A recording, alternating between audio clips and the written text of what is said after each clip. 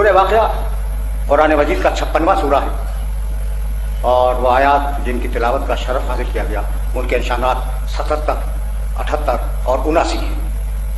پروردگار عالم نے یہ ارشاد فرمایا کہ انہ لقرآن کریم، یہ کتاب جو تمہیں دی ہے یہ کرامت والا اور عزت والا قرآن ہے۔ کریم کے معنی عزت والا، صاحب عزت۔ انہ لقرآن کریم، یہ تکریم اور عزت والا قرآن ہے۔ فی کتاب مکنون، اور ہم نے اس قرآن کو ایک چھپی ہوئی کتاب میں رکھا ہے۔ لا یمسہ الا المطہرون، اسے چھو نہیں سکتے، اسے ٹچ نہیں کر سکتے، اسے مس نہیں کر سکتے مگر وہ لوگ کہ جن کو ہم نے طیب و طاہر بنایا ہے۔ دیکھو قرآن مجید میں سب کو معلوم ہے 6666 آیتیں ہیں۔ اس کتاب میں جو الفاظ استعمال ہوئے ہیں وہ 77,201، اور اس کتاب میں جو حروف استعمال ہوئے ہیں وہ 2,23,390۔ جملے کتنے ہیں، الفاظ کتنے ہیں اور حروف کتنے ہیں، یہ تعداد مفسرین نے لکھی ہے اور وہ میں نے آپ کے سامنے بیان کر دی۔ اب ظاہر ہے کہ یہ قرآن مجید کوئی 10 جلدوں کی کتاب نہیں ہے، 15 جلدوں کی کتاب نہیں، بڑی مختصر ہوئی نا، 77,701 الفاظ، یہ کتنے ہوئے؟ وہ ایک جلد کی چھوٹی سی کتاب۔ لیکن دعویٰ یہ ہے کہ نزلنا علیک القرآن تبیانا لکل شیء، ہم نے اس قرآن کو نازل کیا ہے، اس میں ہر شے کا بیان ہے۔ اتنی مختصر کتاب اور ہر شے کا بیان ہے۔ یہ سورہ نحل میں آواز دی اور سورہ نساء میں کہا انزلنا الیکم نورا مبینا، ہم نے تمہارے پاس ایک کھلا ہوا نور بھیجا، ایک ظاہر بظاہر نور بھیجا، ایسا نور بھیجا جو اشکارا ہے۔ آواز دی ان ھذا القرآن للتی ہی اقوم، ان ھذا القرآن یہدی للتی ہی اقوم، یہ قرآن بہترین ہدایت کرنے والا ہے۔ اب دیکھ رہے ہو نا، نور مبین ہے، بہترین ہدایت کرنے والا ہے، اور اس میں ہر شے کا بیان ہے۔ آگے چل کے کہنے لگا کہ فمن حاجک فیہ من بعد ما جاءک من العلم، حبیب ہم نے علم تمہارے پاس بھیج دیا، قرآن علم ہے۔ سورہ بنی اسرائیل میں آواز دی ونزل من القرآن ما هو شفاء ورحمۃ للمؤمنین، یہ قرآن شفا ہے۔ یعنی کس طریقے سے قرآن مجید علم ہے، نور ہے، شفا ہے۔ لیکن عجیب بات یہ ہے کہ اگر شفا ہے تو اس کی سمجھ میں نہیں آئے گا جس کے دل میں مرض ہو، اگر علم ہے تو جاہل نہیں سمجھے گا، اور اگر نور ہے تو اندھے کی سمجھ میں نہیں آئے گا۔ اچھا بھائی، تو قرآن اتارا، اب اگر میرے ساتھ چل سکو، لا یمسہ الا المطہرون، اسے نہیں چھوئیں گے مگر وہ لوگ جو پاک و پاکیزہ بنائے گئے ہیں۔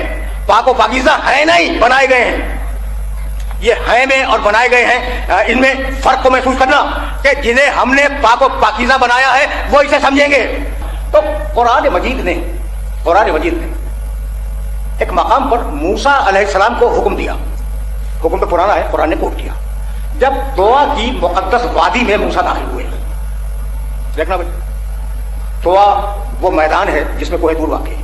طوا کی مقدس وادی میں جب موسیٰ علیہ السلام داخل ہوئے تو قرآن نے کہا فخلع نعلیک، موسیٰ اس وادی کے باہر اپنی جوتیاں اتار دو، فإنک بالوادی المقدس طوا، اس لیے کہ اب تم طوا کے مقدس وادی میں داخل ہو رہے ہو۔ یہ پاکیزگی دیکھیے آپ نے اس وادی کی جہاں توریت اتری، بھائی بہت توجہ رکھنا، یعنی وہ توریت جس مقام پر اتری وہ وادی اتنی پاکیزہ کہ موسیٰ جوتیاں اتار دو باہر، خبردار اس کے اندر نہ ہو۔ اچھا، اب ابراہیم نے ایک گھر بنایا، کہنے لگا طہرا بیتی للطائفین والعاکفین والرکع السجود۔ دیکھو باپ اور بیٹے نے مل کے خانہ کعبہ تعمیر کیا ہے، ابراہیم نے اور اسماعیل نے۔ کہتا ہے کہ تم طاہر ہو، نبی ہو، تم نے طاہر گھر بنایا ہے، طاہرہ بیتی، میرے گھر کو پاک رکھنا، رکوع کرنے والوں کے لیے، طواف کرنے والوں کے لیے، سجدہ کرنے والوں کے لیے، اعتکاف کرنے والوں کے لیے میرے گھر کو پاک رکھنا۔ بھائی کیوں گھر کو پاک رکھا جائے؟ اس لیے کہ اللہ سے منسوب ہے۔ اس وادی کا احترام کیوں؟ اس لیے کہ اللہ سے منسوب ہے۔ بس سمجھ رہے ہو نا؟ اچھا بھائی، تو اب نسبت تو ہے، خانہ کعبہ پاک رکھو۔ اب اتنا پاک ہے کہ تم نجاست کی حالت میں اس سے گزر نہیں سکتے، اتنا پاک ہے۔ اچھا بھائی، اس شہر میں تم نے ایک مسجد بنائی، مسجد تو تم نے بنائی ہے نا، لیکن جب منسوب کر دی اللہ کی طرف تو اب نجاست کی حالت میں گزر تو جاؤ لیکن ٹھہر نہیں سکتے۔ دیکھ رہے ہو احترام؟ کس چیز کا احترام ہے؟ نسبت کا۔ بھئی یہ احترام کس چیز کا ہے؟ نسبت کا۔ مسجد تم نے بنائی، اینٹ گارا چونا یہی چیزیں استعمال کی مسجد میں، اور جب وہ بن گئی تو اب تم طہارت کی حالت میں ہو تو گزرو ٹھہرو، لیکن نجاست کی حالت میں ٹھہر نہیں سکتے مسجد میں۔ بھئی سمجھ میں آ گئی بات؟ تو جہاں نسبت آ جائے اس کی وہاں طہارت شرط ہے۔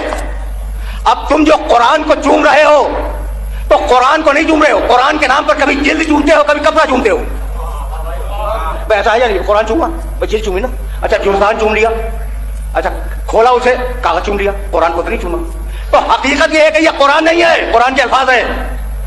ये जो चूम रहे हो ना, ये कुरान नहीं है, कुरान के अल्फाज है, कुरान कुछ और है। और अब तुम पूछोगे दलील क्या है? लौ अंज़लना हाज़ल कुरान अला जबलिन लरअयतहु खाशिअन मुतसद्दिअन मिन खश्यतिल्लाह। ये कुरान अगर पहाड़ों पे उतर जाए तो पहाड़ हट जाए। कुरान को रख के देखो, अपने कुरान को, कोई पहाड़ हटेगा? भाई जो हाथ मजदूर है ना, अपने कुरान को रखो, कोई पहाड़ हटेगा? नहीं हटा ना। तो इसका मतलब ये कि कुरान कुछ और है, ये अल्फाज कुरान है। अब कुरान में और अल्फाज कुरान में फर्क क्या है? तुम अभी बाहर निकलो इस इमाम बारगाह से, ये जो तार जा रहे हैं बिजली के, वो नंगे हैं, बरहना है, ऐसा है या नहीं है? गर्दनें हिल रही हैं। जो तार बिजली के बाहर हैं उन पर कोई प्लास्टिक कोटिंग नहीं है, वो बरहना है। और जब घर में लाए तो लिबास पहना के लाए प्लास्टिक का। भाई सबब क्या है? भाई वहां कोई जाता नहीं है, लोग उसके नुकसान से महफूज हैं। लेकिन जब घर में आएगा तो खतरा है कि कभी नूर कहीं करंट न मार दे, इसलिए प्लास्टिक का लिबास पहना दो ताकि महफूज हो जाओ। तो जहां नूर कवी हो उसके लिए लिबास की जरूरत है। जब इल्म इलाही को किताब बनाया तो अल्फाज का लिबास पहना दिया, और जब उसी इल्म इलाही को रसूल बनाया तो नूर मोहम्मद का लिबास पहना दिया।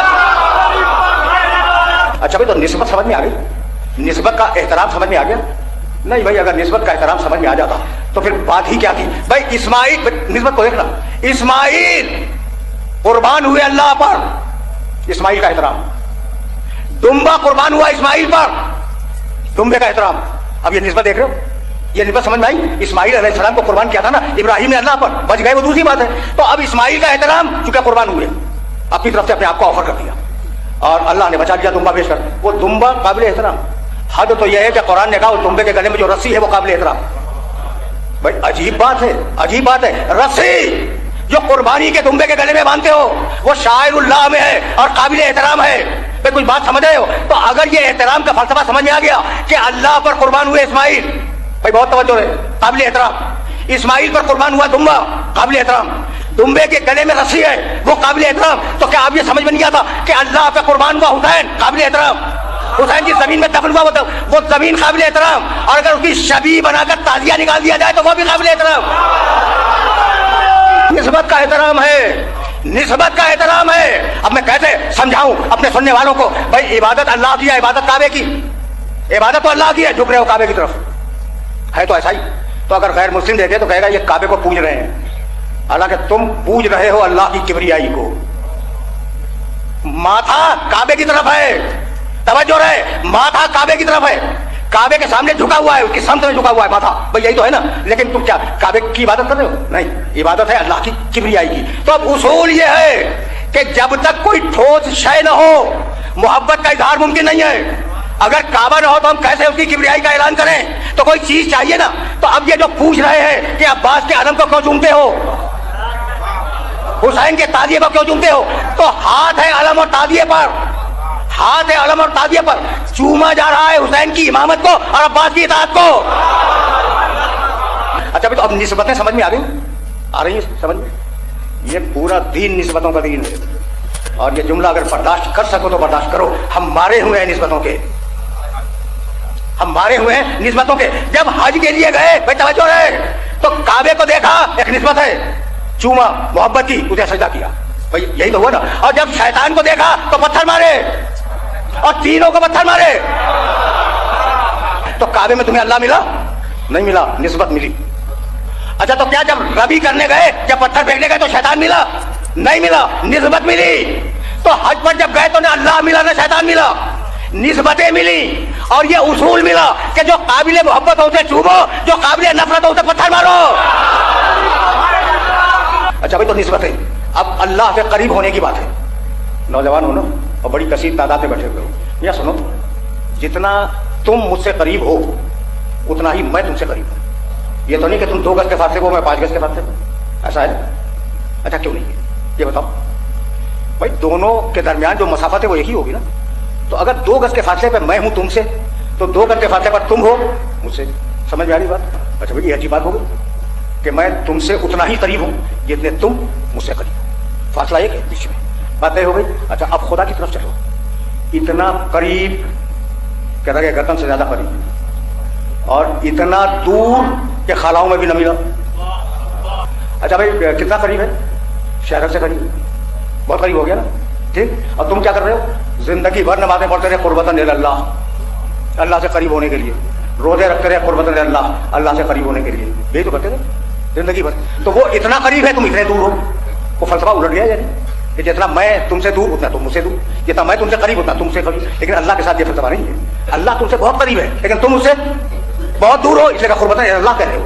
अब ये बात तो वाज़ेह हो गई ना भाई, तवज्जो रहे। अब वो अनदेखा खुदा इतना करीब कहता है गर्दन से ज्यादा करीब, ठीक। इतना दूर के ना खालाओं में मिला, ना आज तक पता चला कि है कहाँ।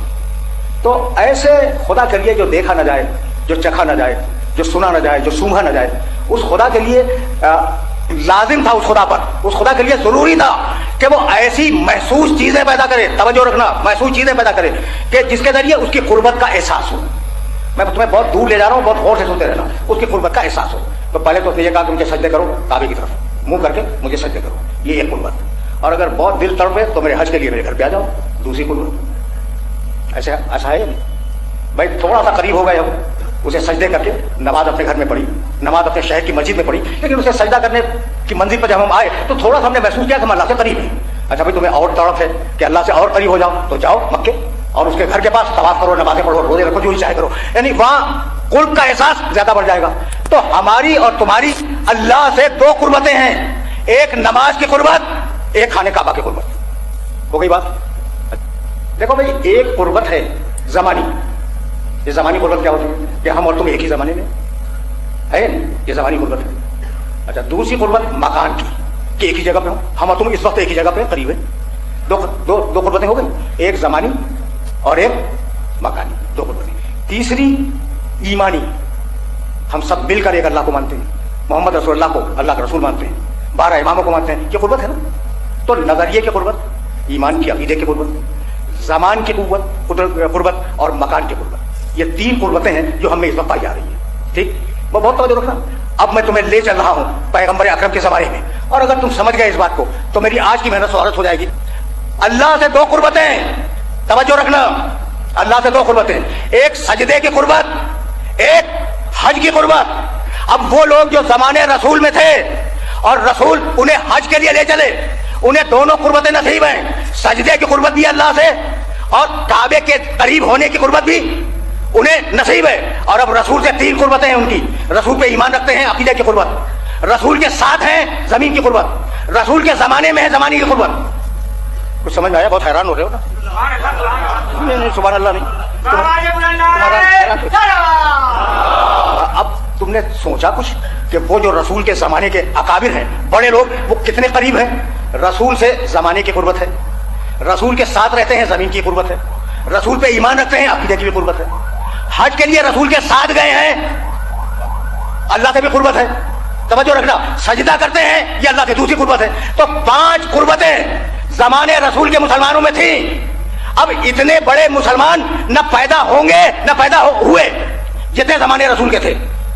मैं कसम खा के खुदा की कह रहा हूं कि इतने बड़े लोग, ये इंसानियत का ताज थे, ये इंसानियत का शरफ थे, ये अखलाक रसूल के जिम्मेदार थे, रसूल के साथ हैं, रसूल के जमाने में हैं, रसूल पर ईमान रखते हैं, इनसे बड़ा मुसलमान दुनिया में गुजरा नहीं, समझ गए। और अब रसूल के साथ उन्होंने हज किया है, अल्लाह से भी करीब है। भाई मैं क्या करूं कि इतने बड़े लोग कि दुनिया में इनका कोई मिसल नहीं है। रसूल ने गदीर में रोके कहा कि इसे मौला मानो वरना तुम्हारी आखिरत खराब हो जाएगी। भाई वो बड़े लोग समझ आ गए, वो कायनात के सबसे बड़े लोग, रसूल ने रोका गदीर के मैदान में और कहा इसे मौला मानो।